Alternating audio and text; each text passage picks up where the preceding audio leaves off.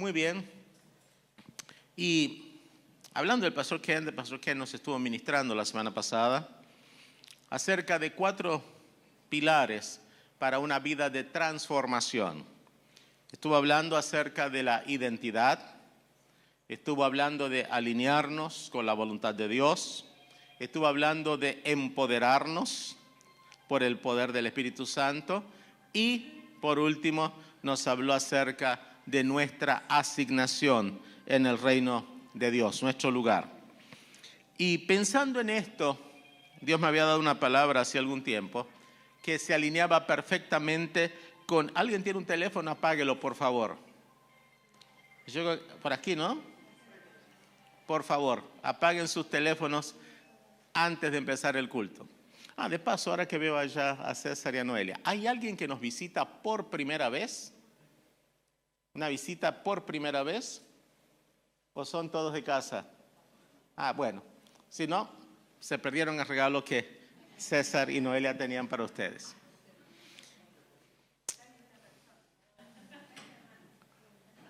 Hay una visita allá, muy bien, así que vamos a llevarle a Noelia. Muy bien, Noelia. Gracias por... y hay otra joven acá, al lado de la hermana Analía, por favor.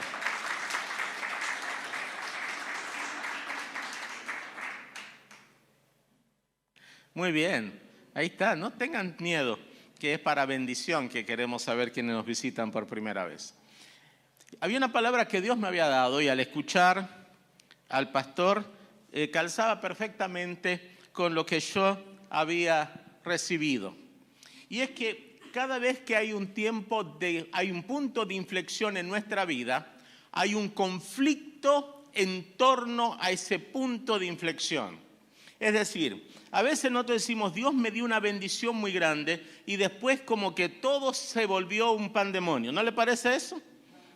Más de una vez usted ha pasado tiempos de gloria, ha pasado momentos de cambios profundos, pero después pareciera que todo el infierno se levantó sobre nosotros. Y yo estaba trabajando esto y descubrí que cada vez que hay un punto de transformación y cada vez que hay un momento de transformación en la vida, hay una crisis. Y que no debiéramos asustarnos de que entrando a procesos de transformación y a cambios profundos en la vida, resulte una crisis. Es normal, es parte del proceso de Dios para con nosotros. Y en el Evangelio según San Mateo, encontramos que en la vida de Jesús, cuando Jesús pasó de ser un carpintero a ser un predicador, hubo una crisis. Antes de ir al ministerio público, Jesús pasó por una crisis. Pasó por el desierto, pasó por la tentación, pasó por el conflicto y finalmente Dios le dio la victoria.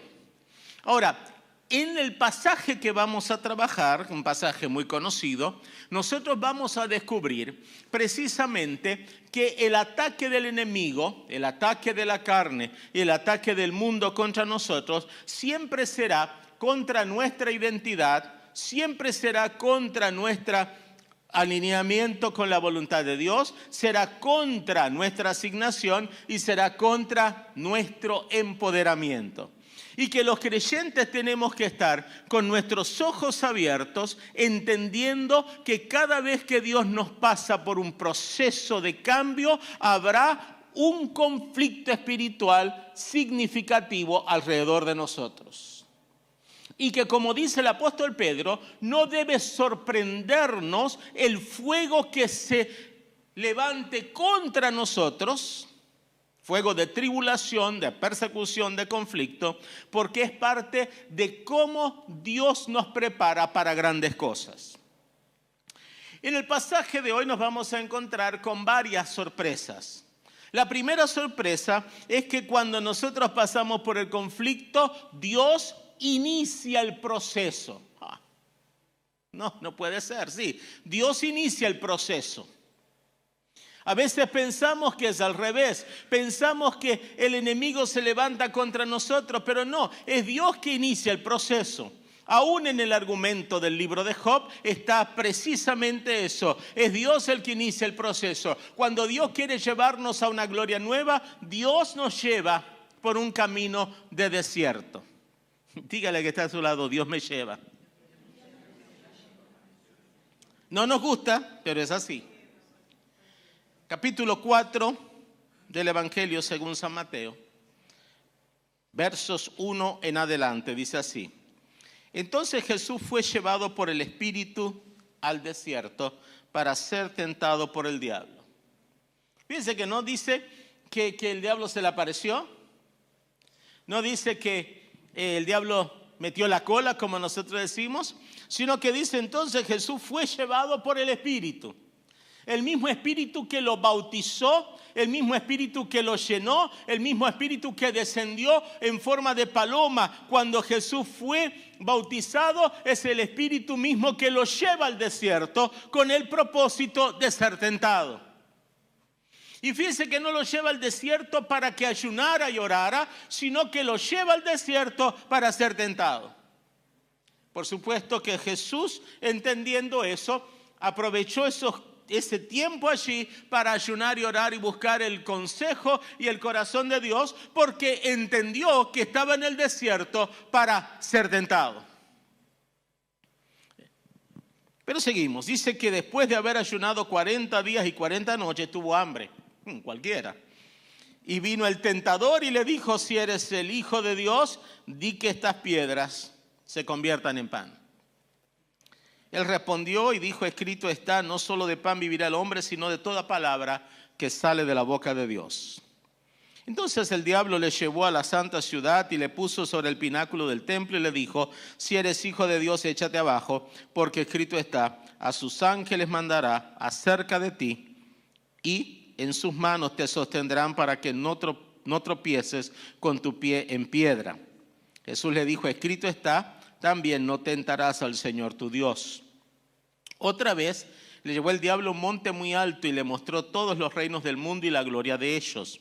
Y le dijo, todo esto te daré si postrado me adorares. Entonces Jesús le dijo, vete Satanás, porque escrito está, al Señor tu Dios adorarás y a Él solo servirás. El diablo entonces le dejó y aquí vinieron ángeles y le servían. Aquí está una historia conocidísima por nosotros. Tal vez es una de las historias de Jesús más conocida. Jesús es confrontado con su identidad. Jesús es confrontado con su alineamiento con la voluntad de Dios. Jesús es enfrentado con el empoderamiento y Jesús es tentado con su asignación. Perfecto. Ahora nosotros nos preguntamos cuando surgen los conflictos en la vida, ¿por qué me surgen conflictos? Y yo quiero decirte que tal vez vos nunca sepas el por qué surgen los conflictos, pero lo que yo sí sé es para qué surgen los conflictos. El para qué es importante y la Escritura nos dice que el conflicto nos prepara para algo nuevo. La crisis no es para destrucción, sino para transformación. Para transformación. Y en el tiempo que nosotros nos ha tocado vivir como iglesia, en este momento particular de nuestra historia como creyentes, Dios nos está llevando a transformarnos. Y en espíritu de transformación debemos entender que en la medida que nosotros profundizamos la relación con Dios, en la medida que buscamos más del Señor, en la medida que nosotros nos acercamos más al trono de gracia, habrá en algún momento conflictos. Pero esos conflictos no son iniciados por el otro lado, sino son conflictos que el Padre nos permite pasar para que nosotros podamos afirmarnos, número uno, en nuestra identidad. Las primeras dos tentaciones tenían que ver en parte con la identidad. Satanás le dice a Jesús, si eres Hijo de Dios, haz que las piedras se conviertan en pan, o si eres Hijo de Dios, tírate del pináculo del templo, porque escrito está, Dios no te va a dejar caer. Ahora, veamos la primera. Jesús tiene 40 días y 40 noches sin comer. A lo mejor alguien ha pasado esa experiencia, yo no, gracias al Padre. Se nota que no he pasado por 40 días de ayuno y oración, ¿verdad? Matías tampoco, el pastor Matías tampoco. Es más, yo creo que tal vez Mateo, tampoco, ni Mateo, no está tan flaquito. Pero usted sabe lo que quiero decir, 40 días de ayuno. ¿Sabe qué? Los 40 días de ayuno no son como que usted tiene una hambre así como la que nos está dando ahora y la que va pensando, usted está diciendo, mi esposa va a hacer ravioles hoy, vamos a hacer un asadito, etc. No. Es otra cosa. Es un asunto de vida o muerte. A los 40 días, el cuerpo ya no tiene más de dónde sacar reservas y comienza a hacer lo que se llama fagocitarse, comienza a comerse a sí mismo. Así que Jesús estaba perdiendo masa muscular, estaba extremadamente débil. Y en ese momento, Satanás se acerca y le dice, bueno, pero ¿qué cuadro es el que me encuentro acá? Mire, Satanás es muy astuto. Mire, no le dice a Jesús de frente, ¿por qué te estás muriendo de hambre? Sino que le dice, pero ven acá, ¿qué es esto? ¿Te estás muriendo de hambre? Es imposible. Yo acabo de escuchar hace 40 días, Dios el Padre dijo, este es mi Hijo amado en quien tengo contentamiento. ¿Cómo es que vos, si sos el Hijo de Dios, te estás muriendo de hambre? La Escritura dice que el Hijo de Dios es el creador y sustentador de todo. Así que Satanás le está sacando en cara a Jesús, es imposible que vos seas el Hijo de Dios, porque si fueses el Hijo de Dios no estarías en esta crisis, porque sos el creador de todo lo que existe. El Padre te entregó la creación, vos sos el agente activo de la creación. Y es verdad, si ustedes leen en el capítulo 1 del Evangelio de Juan, dice que todo fue creado por Jesús. En Colosenses capítulo 1, verso 15 en adelante, dice que Él es la imagen del Dios invisible, el principio de la creación de Dios, y que todo lo que existe en el cielo, en la tierra, debajo de la tierra, fue creado por Él. En Hebreos capítulo 1 también dice eso, así que Jesús es el agente de la creación. Dios a través de Cristo creó todo. Y ahora Satanás le está diciendo, imposible que seas el Hijo de Dios. Le dice así, ¿no? Le dice, ¿cómo que eso? Si sos el Hijo de Dios, haz que estas piedras se conviertan en pan. Ahora es interesante la tentación. ¿Por qué? Porque la tentación está desafiando la identidad de Jesús. Y muchas de nuestras tentaciones tienen que ver con nuestra identidad. Y muchas veces el enemigo, muchas veces el entorno, aún nuestra propia carne, cuestiona nuestra identidad cuando las papas queman, cuando la situación no es la mejor, cuando de momento todo pareciera que se está cayendo a pedazos. Nosotros a veces preguntamos, si yo fui, ¿cómo estoy pasando esta crisis? Si yo soy el Hijo de Dios, Dios me ha salvado, ¿cómo es que estoy viviendo tal situación? Y yo quiero advertirte, la tentación no va a ser hacer un pecado grandote. A lo mejor no venga en términos de adulterio, fornicación o cualquiera de esos, robo, asesinato, no. A lo mejor la tentación viene precisamente ahí, en cuestionar tu identidad. Si sos o no el hijo o la hija de Dios, porque estás viviendo una crisis. Ahora, es en ese momento, en la crisis, cuando todo se cae a pedazos, que vos tenés que refugiarte, no en el sentimiento, no en las circunstancias, no como estás, sino en la palabra que Dios ha hablado sobre tu vida. Importante eso. Si Dios dijo que sos hijo o sos hija, no importa tus circunstancias. La palabra dice que a todos los que la recibieron, a los que creen en su nombre, les dio potestad de ser hechos hijos de Dios. La palabra dice en Efesios capítulo 1, versículo 5, que en amor, habiéndonos predestinado para ser adoptados hijos suyos por medio de Jesucristo, según el puro afecto de su voluntad. Así que esa es palabra de Dios. La palabra de Dios dice que el Espíritu da testimonio a nuestro espíritu que somos hijos de Dios. Y si somos hijos de Dios, somos herederos de Dios, coherederos con Cristo. Entonces, debes construir tu identidad en base no a tus circunstancias, no a tu problema, no a tu enfermedad, no a tu crisis financiera, no a tu problema familiar, sino a lo que Dios ha dicho que sos en Cristo. Y si sos hijo de Dios, sos hijo de Dios. El enemigo te va a tentar a que hagas algo para probar tu identidad. No tenés que probar nada. ¿Escuchaste? No tenés que probar tu filiación. No tienen que hacerte una prueba de sangre para ver si sos hijo o hija de Dios. ¿Sabe por qué? Porque Dios ya lo dijo que sos hijo o hija. Si has creído, si en arrepentimiento has declarado que Jesús es el Señor y crees en tu corazón que Dios lo levantó de los muertos, si vos crees que la muerte de Cristo ha perdonado tus pecados y te ha dado nueva vida, sos hijo o hija de Dios y no tenés que probarle nada a nadie.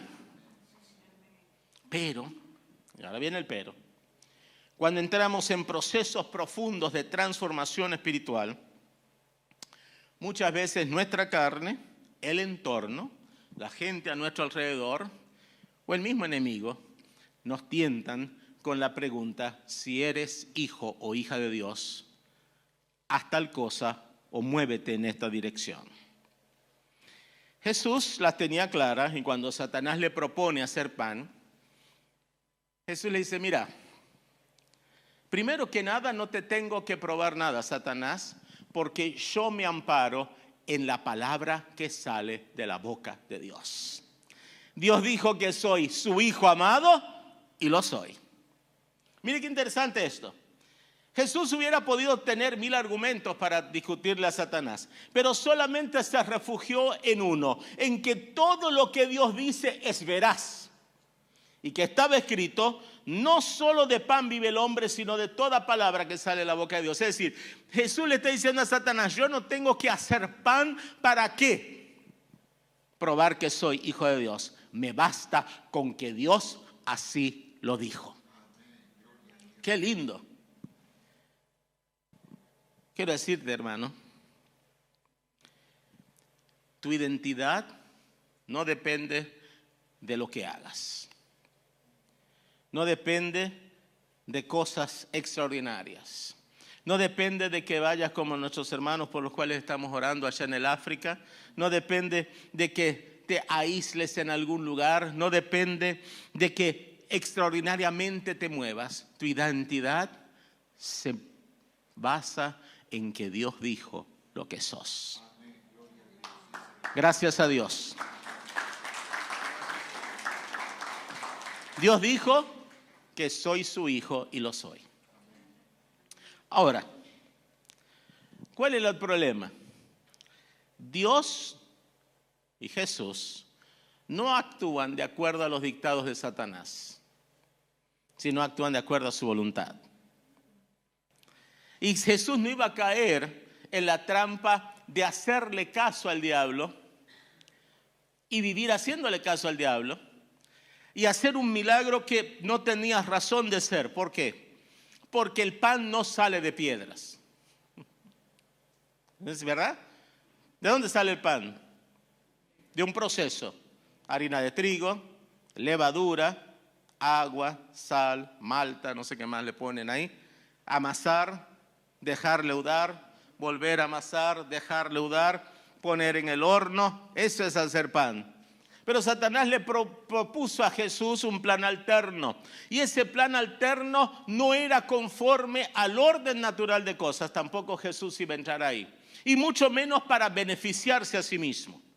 Porque Jesús nunca usó el poder que tenía para su propio beneficio, sino para bendición de otros.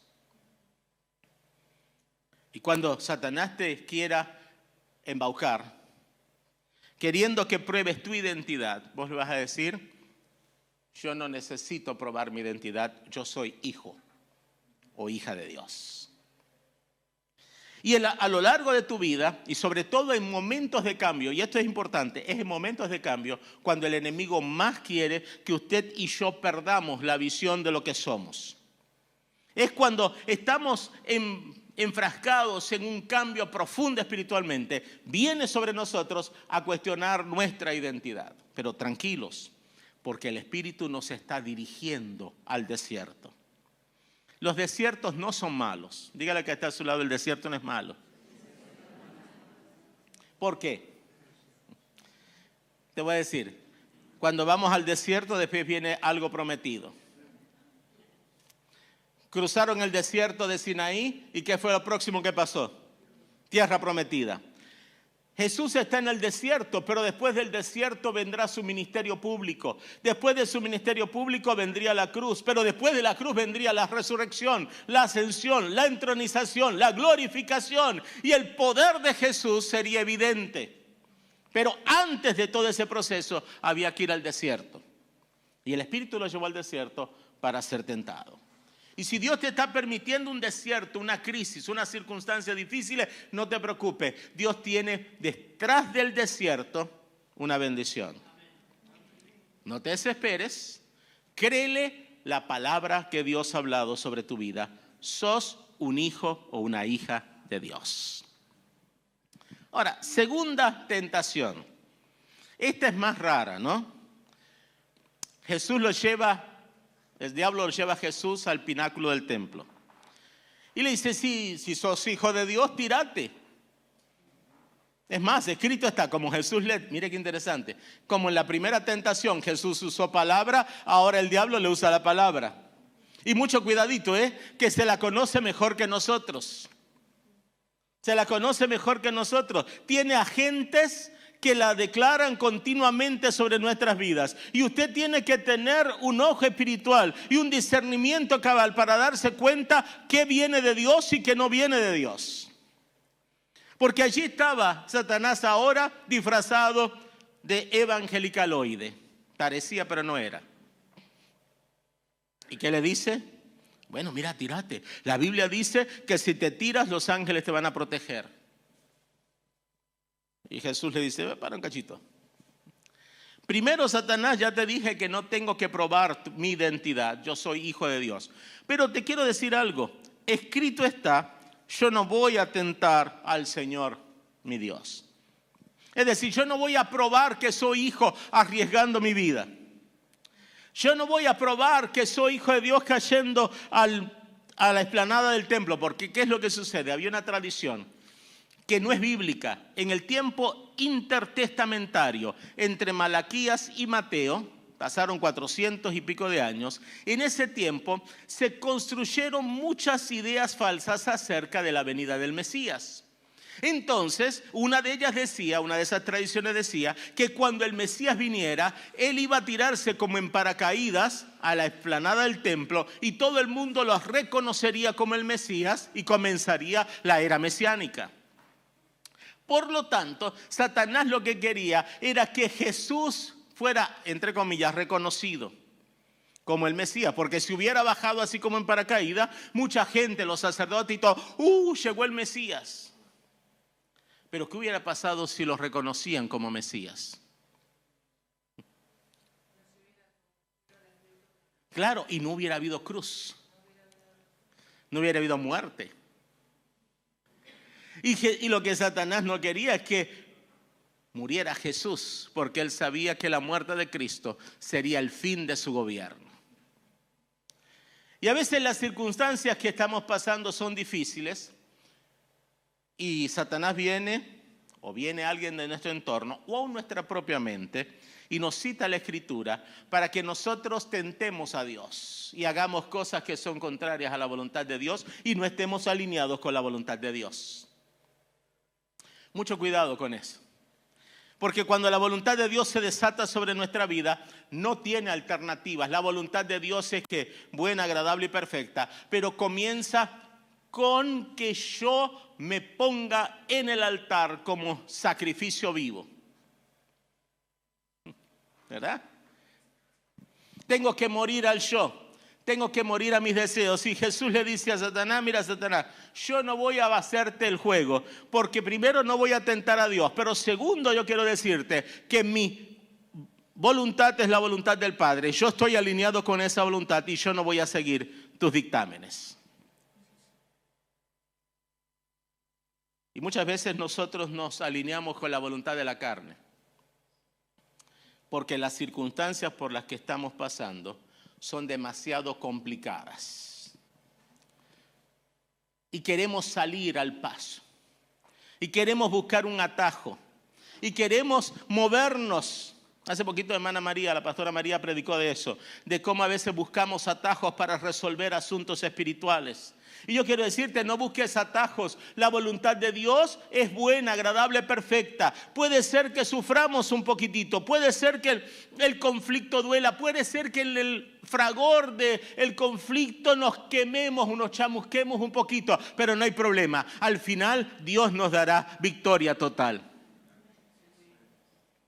Por lo que estés pasando, no busques un atajo. No busques un atajo, deja que Dios te dirija. Y Jesús estaba en una encrucijada, o se muere de hambre o hace algo, pero Jesús prefirió la voluntad de Dios. Lo mejor que podemos hacer todos los días es alinearnos con esa voluntad de Dios. Y en este momento particular, y esta es una palabra importante, en este momento particular de nuestra experiencia, no busquemos atajos. Usted dirá, pastor, es que la cosa está brava. No busques atajos. Usted mira, a lo mejor no tengo trabajo. No busques atajos. Te están ofreciendo algo que es ilegal. No busques atajos. Te están ofreciendo algo que no es ético. No busques atajos. Te están diciendo algo que no es verdad. No busques atajos. No busques atajos. Quédate alineado con la voluntad de Dios, declarando tu identidad. Soy un hijo de Dios, una hija de Dios. Dios está conmigo, el Espíritu está conmigo dirigiéndome en este desierto. Y yo voy a salir victorioso por el poder que hemos cantado hoy, por el poder del nombre de Jesús. Porque el Dios Santo, cuyo nombre es grande por siempre, está con los suyos. Y no vamos a morir. Darlene Sachek tiene un canto que dice que no moriré, ¿verdad? Pero yo quiero decirte, no vas a morir. En este conflicto no vas a morir porque vos tenés vida eterna. Yo tengo vida eterna. Y el poder de Jesús está con nosotros y nos va a sacar adelante porque Él es bueno y para siempre su misericordia. La tercera tentación es más osada del diablo. Es la que más me llamó la atención a mí siempre. A ver, llega Satanás y le dice a Jesús, che, Jesús, vamos a hacer algo. Tanta hambre que tenés, yo te voy a mostrar todo lo que yo tengo, los reinos del mundo, la gloria de este mundo. Si me adoras como el Señor del planeta, yo te doy todo eso y se termina el conflicto entre el bien y el mal. Un atajo. ¿Por qué? Porque en realidad el diablo dijo una verdad a medias. Los reinos del mundo y la gloria de ellos era de él, entre comillas, porque él había engañado a nuestros padres primeros. Se había quedado con la mayordomía del planeta, pero todo cuanto existe todavía sigue perteneciendo al que era, al que es y al que ha de venir. Nada le pertenece al diablo. Él es un usurpador. Diríamos en la jerga argentina, él es un ocupa o era un ocupa. Se había quedado con algo que no era suyo y estaba ahora reclamando, como algunos ocupas reclaman de los dueños que le paguen, así estaba ahora reclamando adoración, cuando él era un usurpador. Pues qué osado, ¿no? Pero ¿qué es lo que quería? Quería distraer a Jesús de su tarea redentora. Quería que Jesús no cumpliera su asignación, que Jesús perdiera el poder que tenía para salvarnos. Y entonces lo distrae y le dice, mira Jesús, yo te voy a dar todo esto si te postras y me adoras. Interesante que esta tentación es una tentación muy cercana a nosotros. ¿Por qué? Porque nuestra carne ama la vanagloria de la vida. Sé que cada vez que yo pienso en esta tentación me asusta. ¿Por qué me asusta? Porque todavía, en teoría, sé que yo voy a decir que no. Pero en la práctica, yo no sé qué haría si alguien viene y me dice, yo todo esto te ofrezco, si me reconoces. No, piensen. Usted tiene una malaria tremenda. No tiene nada. Y alguien le dice, mira, todo esto te doy. ¿Y cuántas veces nos ofrecen cosas? Dinero, fama, propiedades. Y Satanás viene y nos dice, ¿te imaginas todo lo que podés hacer para la obra de Dios si tenés todo esto? Pero fíjense, no viene y te dice, tengo gloria para destruirte. No, tengo gloria para que seas más efectivo. Para que si tienes todo esto que el mundo ofrece, puedas ser más efectivo, puedas dar mejores diezmos, puedas dar mejores ofrendas, puedas darle dinero a los pobres, puedas abrir orfanatos, puedas poner colegios, puedas poner hospitales. Pero no ese es el proyecto, no es mi asignación, no es mi lugar. Cuidado. El diablo se viste de Prada muchas veces.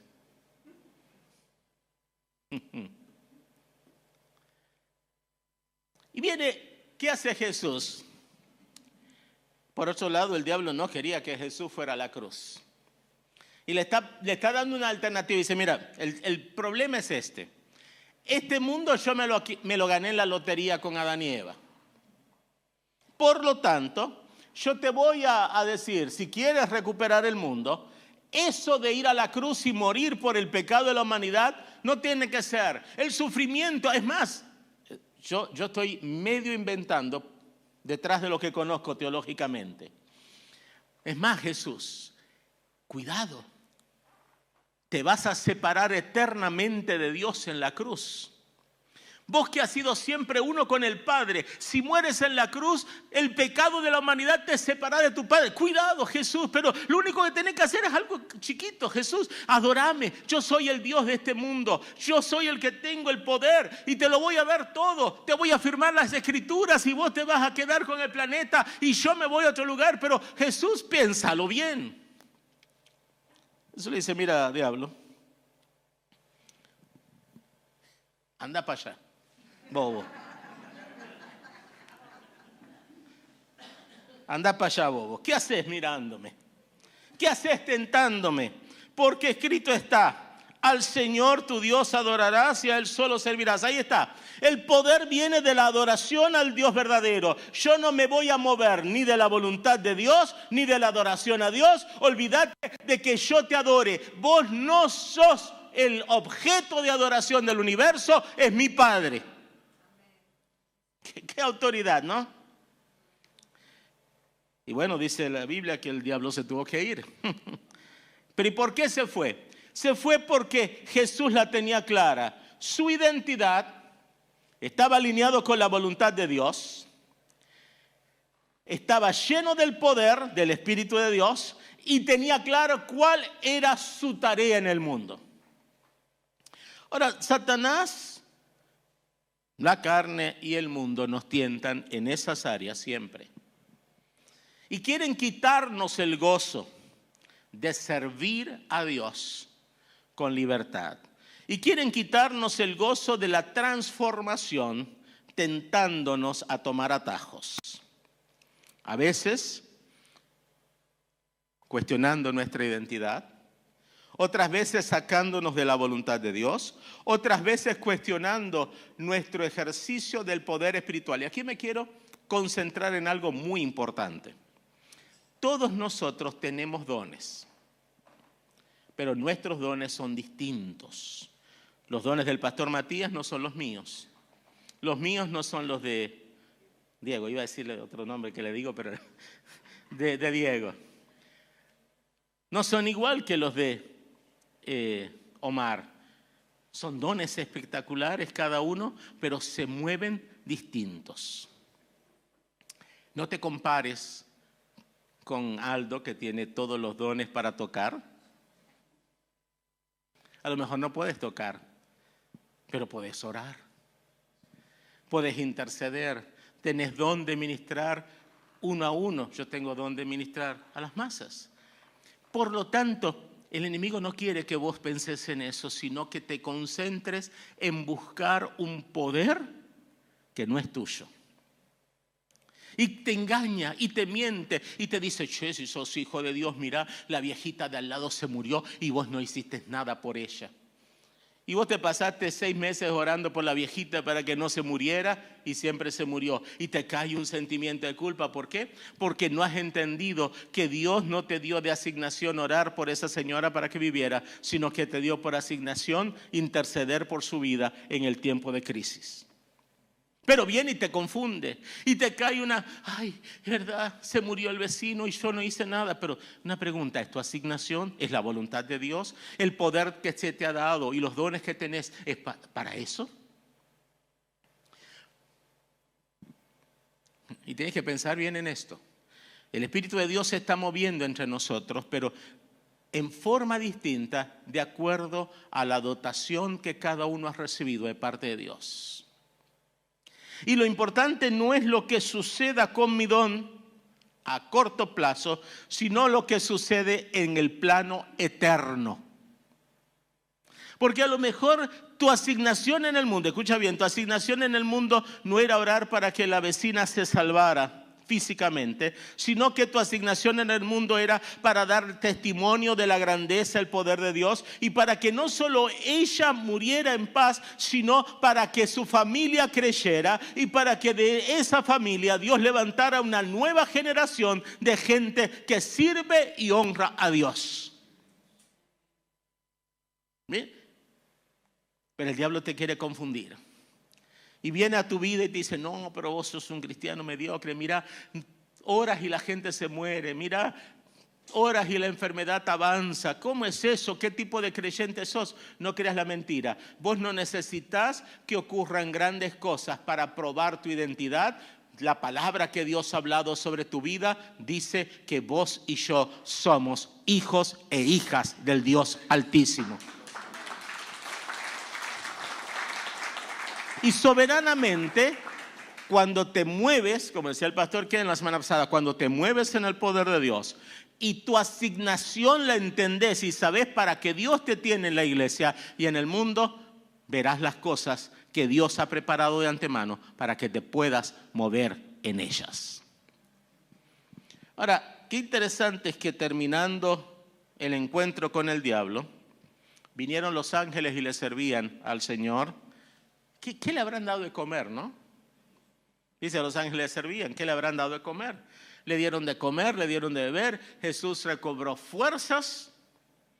Y lo próximo que pasó es que el verso 12, 13 en adelante, dice, cuando Jesús oyó que Juan estaba preso, volvió a Galilea.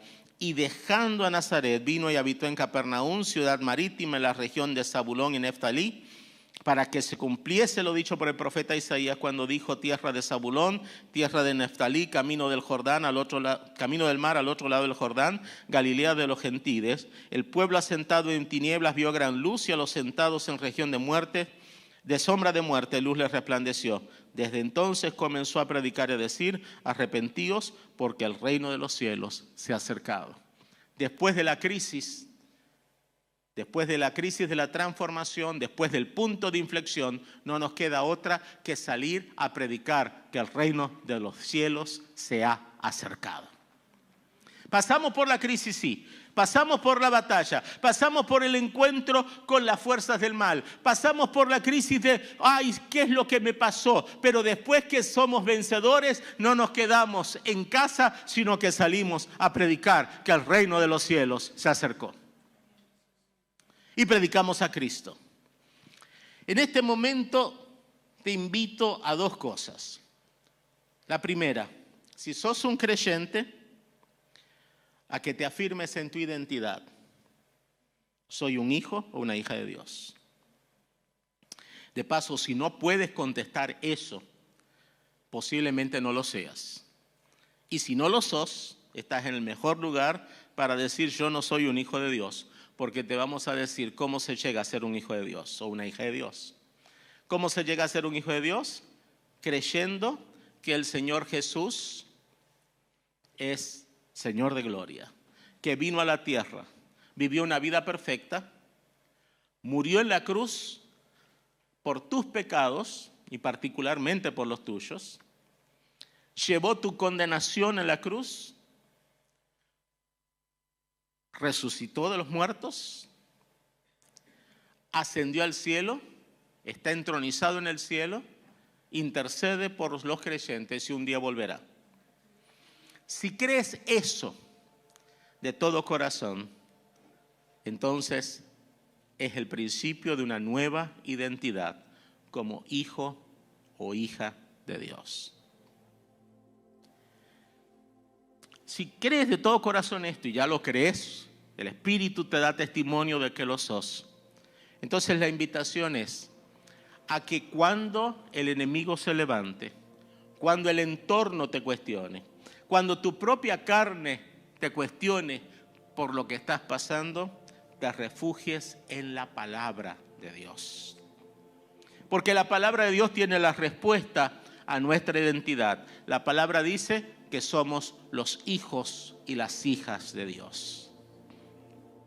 Que hemos sido adoptados como hijos. Que el Padre es nuestro Padre. No solamente el Padre del Señor Jesús, es el Padre nuestro. El Padre que nos ama. El Padre que ha entregado al Hijo eterno por nuestra salvación. Y porque nosotros somos sus hijos, tenemos toda autoridad de Dios para predicar y plantar en este mundo el reino de Dios en cada vida con la cual nos encontramos. Así que esta mañana Dios te invita a pensar bien. ¿Sos hijo? Entonces afírmate en tu identidad. Alíneate con la voluntad de Dios. Si hay algo en tu vida que hoy no está de acuerdo a la voluntad de Dios, una práctica, una relación, un trabajo, una situación familiar, personal que no está de acuerdo a la voluntad de Dios, pídele al Señor que hoy se rompa la cadena y que te alinee con la voluntad de Dios. Tercero, afírmate en el poder del Espíritu Santo. Dios te ha dado unción. Dios te ha dado unción para que vivas a plenitud. Habla con Dios y dile: Señor, yo quiero moverme en la unción del Espíritu. Y por último, pídele al Señor que te afirme en tu asignación, en tu lugar en el mundo, en qué tenés que hacer para plantar el reino de Dios en vidas y cambiar historias desde tu entorno. Quiero decirte esto que es muy importante. Dios no te va a pedir que cambies toda la Argentina, pero que cambies tu entorno, porque desde ese cambio de entorno va a empezar el cambio para toda nuestra nación.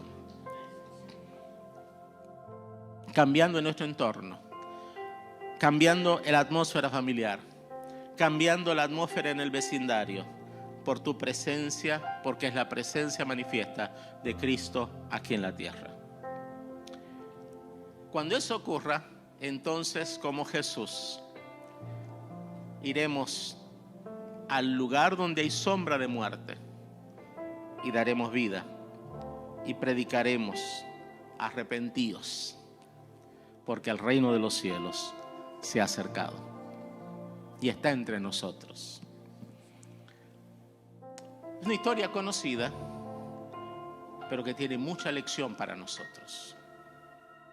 Y que hacemos bien en escucharla y leerla de nuevo y darnos cuenta que Dios quiere que te afirmes en tu identidad.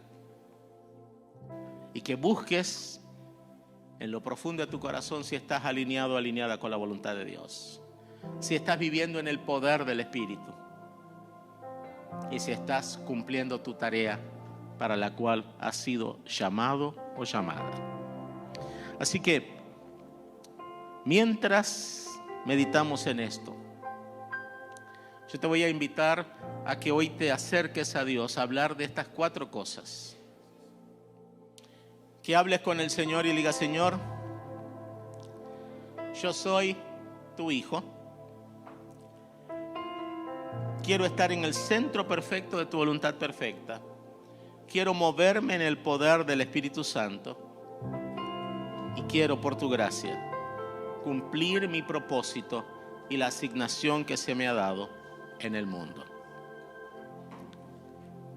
Y vos sabés que lo que hará Dios es que hará maravillas con tu vida y con la mía, si de corazón hablamos con Él. Así que, mientras nuestros hermanos del grupo cantan, hablemos con Dios. Acércate a Dios, ora a Dios, que se mueva entre nosotros un espíritu de oración, pidiéndole al Señor que trabaje en nosotros. Puede ser que estés en el desierto. Si estás en el desierto, buenas noticias, Dios te va a dar la victoria, como se la dio a Cristo. Te dará palabra para enfrentar tu crisis y te sacará de ese desierto a predicar: el reino de los cielos se ha acercado. Si tus circunstancias no son las mejores, no te preocupes. Cristo está entre nosotros dándonos fuerzas para salir adelante. Simplemente cree y aprópiate de las palabras que Dios ha hablado sobre tu vida en esta hora.